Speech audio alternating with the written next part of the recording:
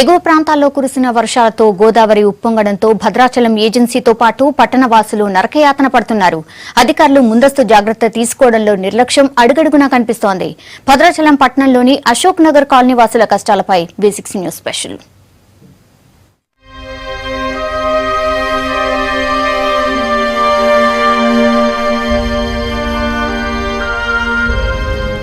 ఇప్పుడు మనం చూస్తున్న ఇళ్లు ఎక్కడో ఏజెన్సీలో వరదల్లో చిక్కుకున్నవి అనుకుంటే పొరపాటే. ఇది న్యూ అశోక్ నగర్ కాలనీ భద్రాచలం పట్టణంలోనే ఉంది. ఇక్కడ 100 కుటుంబాలు నివాసం ఉంటాయి. ఇక్కడి ప్రజలంతా నిరుపేదలే. రెక్కాడితే కాని డొక్కాడని బతుకులు వీరివి. నీటి పారుదల శాఖ నిర్లక్ష్యంతో గోదావరి కరకట్ట లీక్ అయింది.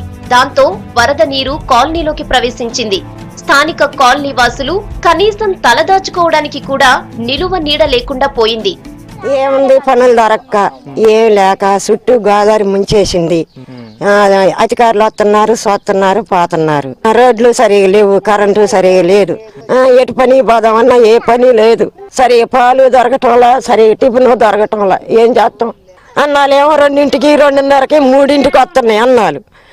టిఫిన్లు వచ్చానేమో టిఫిన్లో సగం మందికి పెడుతున్నారు, సగం మందికి పెట్టడంలా. మరి మేము నీళ్ళలో ఎటుపోయి మరి మేము పని చేసుకొని బతకాలా? మా చుట్టూ ముట్టేసింది కదండి, మేము ఎట్ట పోతాం చెప్పు? ఎటుపోయి పని చేసుకొని వస్తాం, మేము కూలి చేసుకొని బతకాలం. పట్టణాలుగా 4 గంటల వరకు ఉప్మా పెట్టింది, బంద్ చేసింది. పాలు రట్టగా వాళ్ళకే ఇచ్చింది, మాకే ఇయ్యలేదు.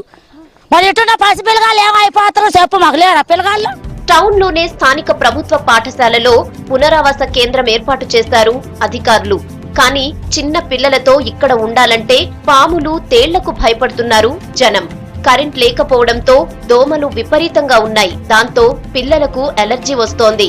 మరి మేము బురదలో నడుస్తున్నామండి. మరి పాములు వస్తున్నాయి, తేళ్లు వస్తున్నాయి, అయ్యి వస్తున్నాయి. మాకెంత భయం వేస్తుంది. కరెంట్లు కూడా ఉండలేదండి. ఒక్కోసారి మరి పని చేసుకుందామంటే పని దొరకట్లేదు, ఏమీ లేదు. బురదలో ఎంతంత లోతు బురదలో ఉండాల్సి వస్తుంది. మరి రోడ్లు లేవండి, కరెంట్లు లేవు. చిన్న పిల్లల్ని వేసుకొని నీళ్ళల్లో తిరుగుతున్నాం. పాములు వస్తున్నాయి ఇంట్లకి. కరెంటు ఉంచట్లేదండి టయానికి.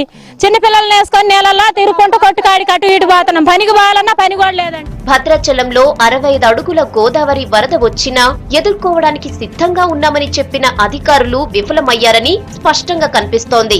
కనీసం కరకట్టల పరిస్థితిని కూడా అధికారులు అంచనా వేయలేకపోయారన్న ఆరోపణలు వినిపిస్తున్నాయి.